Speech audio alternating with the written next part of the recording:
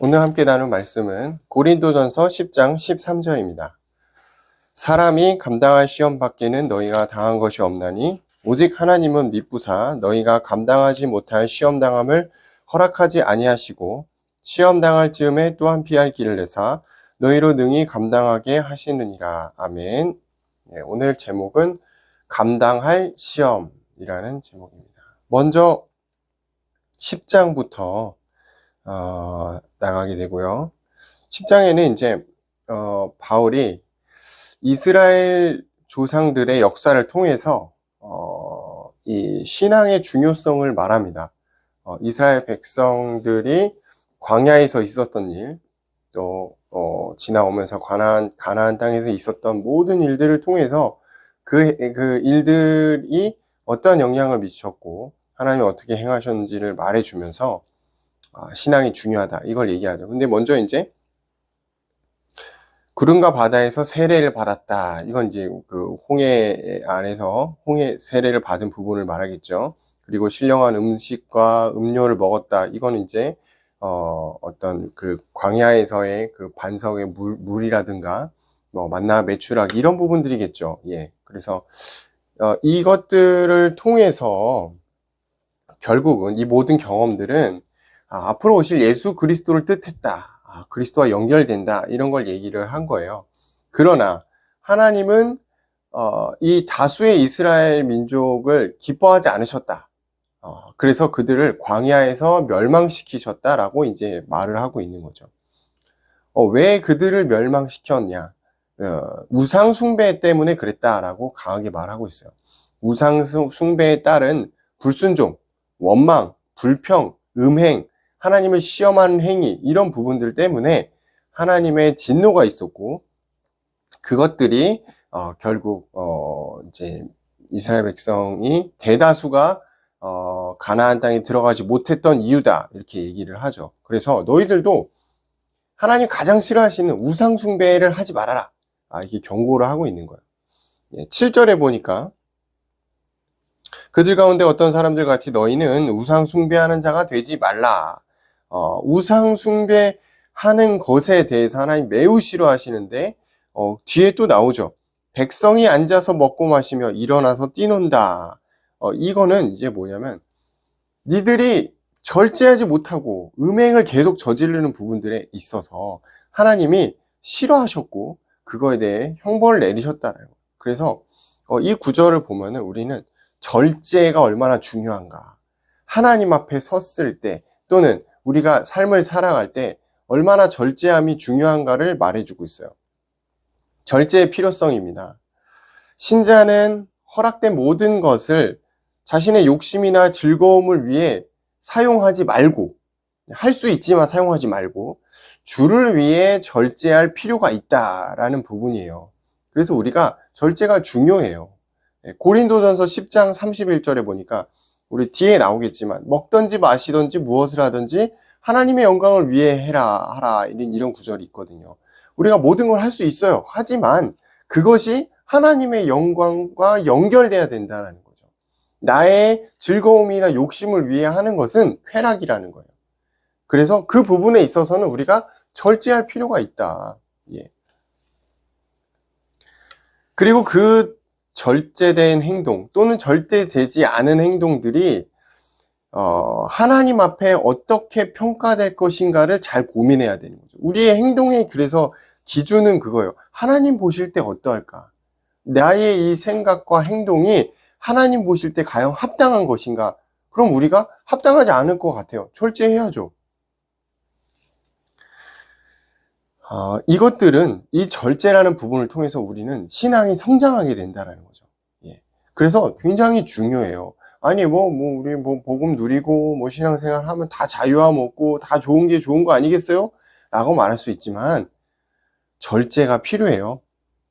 우리는 영원한 상급을 받기 위해 준비해야 하며 절제가 필요한 거예요. 영원한 상급이 뭐죠? 앞으로 오실 하나님의 나라.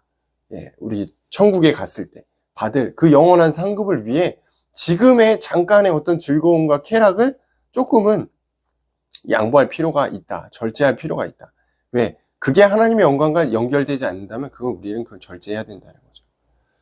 그런데 많은 사람들이 절제가 안 돼요. 뭐 저도 그렇지만 왜 절제가 안 되는가? 하나님 앞에 정직하지 않기 때문에 그렇습니다. 정직하지 않다는 건 뭐죠? 내가 스스로 합리화하고 있는 게 많다라는 거예요. 내가 스스로 속는 거죠. 하나님을 속이는 거죠. 그 절제하지 못하는 부분들이 많기 때문에 우리는 하나님 앞에 정직하지 못한 거예요.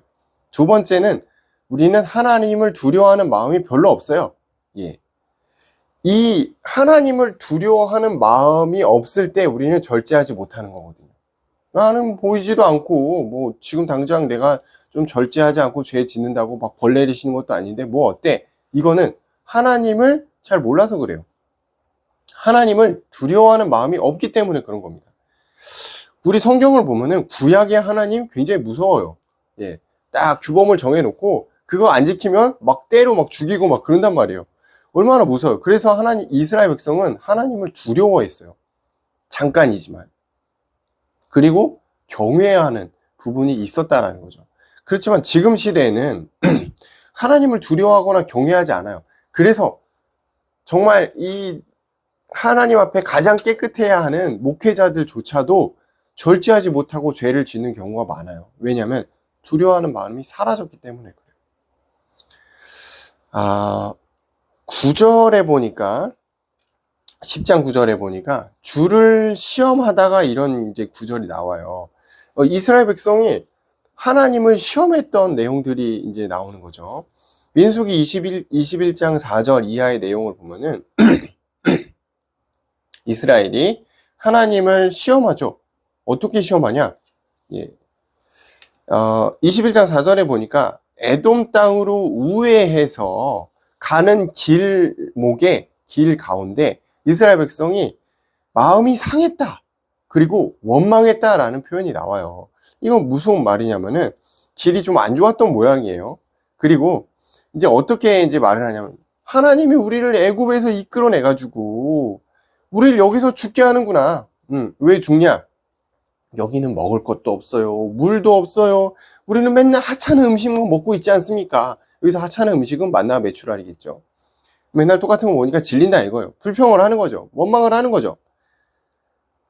이런 이제 물론 인간이 충족되어야 할 기본적인 부분이긴 합니다만, 아니 물이랑 먹을 거 있으면 된 거 아니에요? 근데 더 좋은 거, 하나님 진짜 우리가 애굽에 있을 때는 막 그럼 더 좋은 것도 먹고 편안했는데 맨날 걸어가고 힘들고 이거 뭐 길도 안 좋고 우리 왜 이런 데를 인도한 거예요? 라고 이제 원망하죠. 그게 하나님 보시기에 시험이라는 거예요.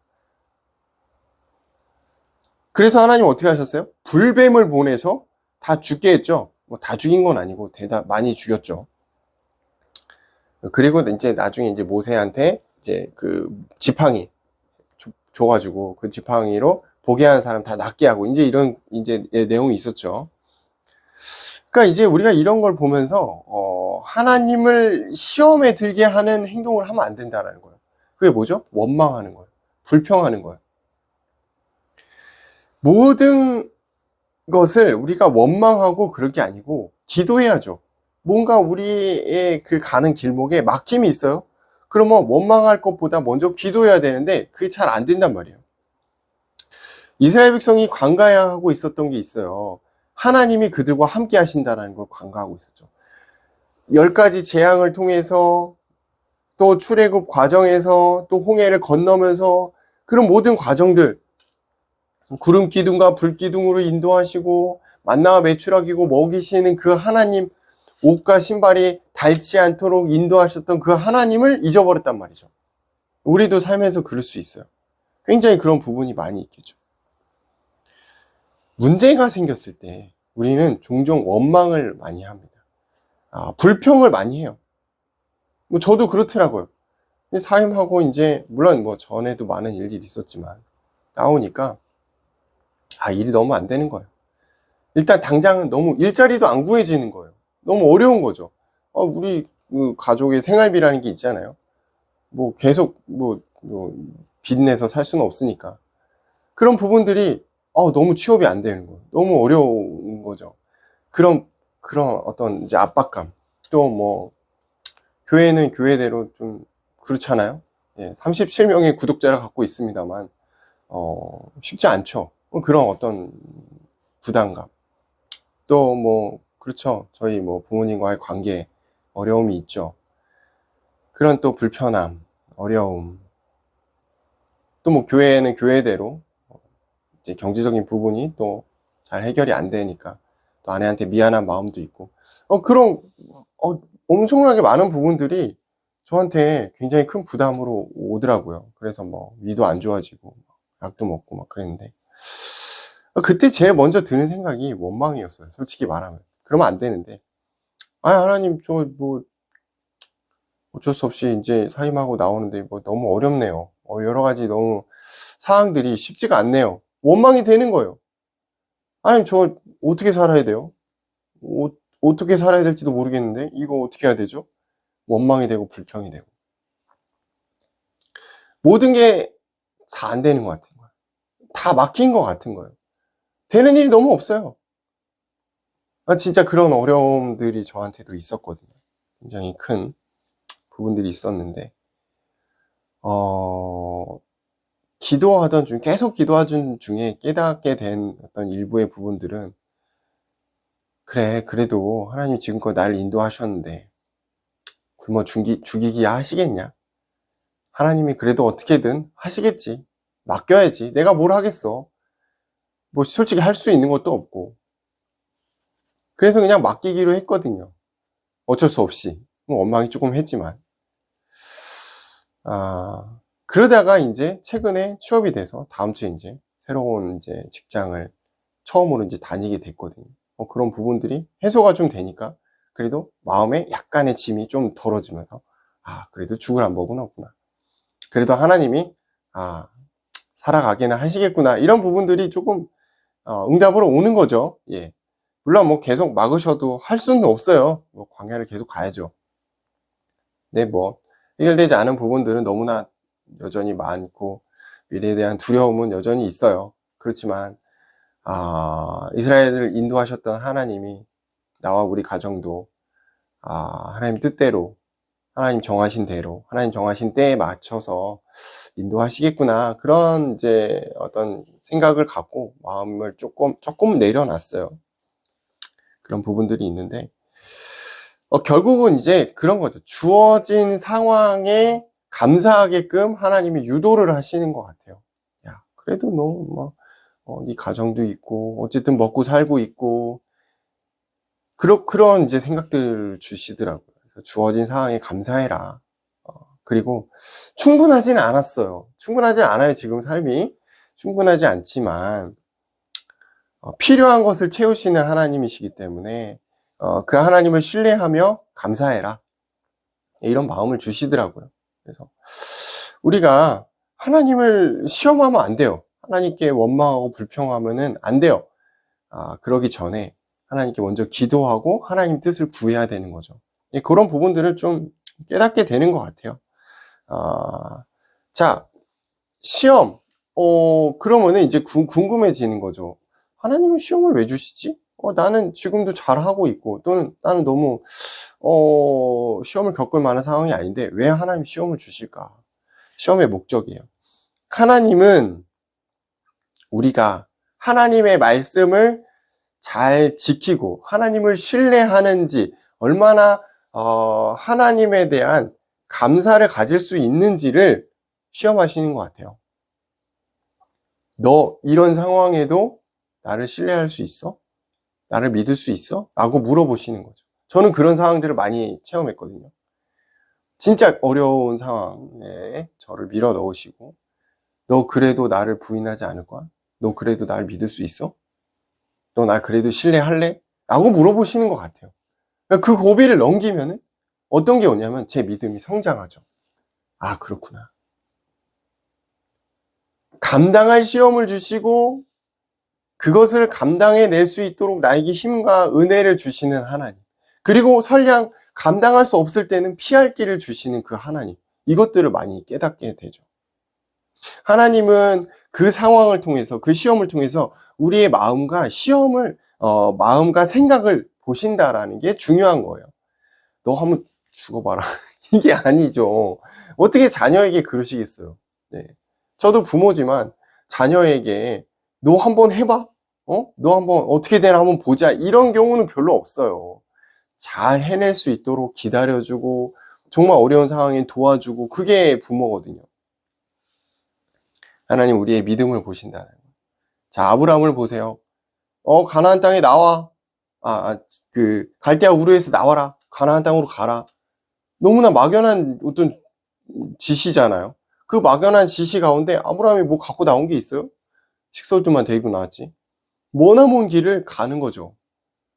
하나님의 은혜와 하나님의 어떤 섭리가 없이는 불가능한 일정이었단 말이에요. 아브라함이 원망했어요? 물론 가끔 했지만 안 해요. 하나님을 신뢰하고 따라가는 거예요.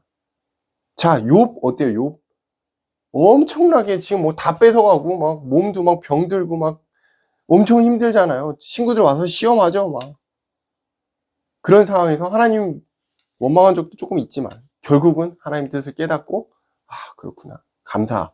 이게 나오죠. 야곱 인생 파란만장하잖아요. 요셉 어때요? 정말 만만치 않잖아요. 그 상황에서 하나님의 그 계획과 섭리를 깨달아가는 하나님의 시험을 하나님 나를 정말 싫어하시는구나. 그게 아니고 자신을 성장하는 기회로 돌아왔다라는 거죠. 13절 오늘 이제 본문의 말씀이에요. 하나님이 우리에게 감당할 시험을 주신다. 오늘 제목이죠. 감당할 시험. 충분하지는 않아요. 예, 그렇죠. 그렇지만 필요한 것을 채우시는 하나님의 은혜와 섭리가 있다는 것을 우리는 기억해야 합니다. 그리고 그것을 통해서 우리를 성장시켜 가시는 과정이라는 거예요. 믿음은 절대 과정이 없이는 만들어지지 않아요. 그리고 피할 길을 내시는 하나님의 은혜를 우리는 체험하게 된다는 거죠. 신자는 하나님의 시험을 통해 성장하고 영광을 나타낸다는 거죠. 내가 잘해서 하나님의 영광을 나타내는 게 아닙니다. 우리에게 주신 하나님의 그 시험을 통해서 하나님의 영광을 나타내는 경우가 굉장히 많아요. 시험을 극복하는 과정은 필수적입니다. 우리의 삶이 막 너무나 안락하고 막 너무나 잘 되고 만사 형통으로 잘 풀려가면 좋겠지만 신자는 엄청나게 많은 시험을 받아요. 그리고 그 시험을 극복하는 과정을 통해서 하나님의 영광을 나타낸다라는 사실을 기억해야 합니다. 그래서 그 과정은 필수적이며 성장의 중요한 단계가 된다라는 거죠. 제가 느끼기엔 그래요. 시험을 많이 받은 사람은 하나님의 사랑을 받은 사람이에요. 제가 전에 섬기던 목사님이 저랑 이제 얘기를 할 때 그런 얘기를 하셨거든요. 참 유목사가 많은 어려움이 있다. 시험을 받는다. 그렇지만 그거는 하나님이 그만큼 당신을 사랑하신다라는 증거다. 라고 말하실 때 약간의 위안이 되더라고요. 예, 뭐 문제를 해결해 주시는 건 전혀 아니었지만 그래. 내가 좀 남들보다 쉽지 않은데 그게 하나님이 나를 사랑하시는 거구나. 또 그것을 통해서 제가 굉장히 많이 성장했거든요. 그래서 분명히 사랑하는 자에게는 시험을 주신다라는 부분이 있습니다. 그래서 시험을 당하고 계신, 시험의 과정에 계신 많은 분들이 마음의 위안과 은혜를 얻었으면 좋겠습니다. 분명히 하나님은 이 과정을 통해 당신을 성장시키실 것이고 하나님의 은혜를 체험하게 하실 것입니다. 그래서 우리 감당할 시험을 주시고 피할 길을 주시는 하나님을 사랑하고 감사하는 한 주간 되었으면 좋겠습니다. 기도하겠습니다. 감사합니다, 하나님. 우리에게 피할 길을 주시며 감당할 시험을 허락하시는 하나님을 한 주간 누리며 또 하나님의 은혜를 간구하는 한 주간 되도록 인도하여 주옵소서.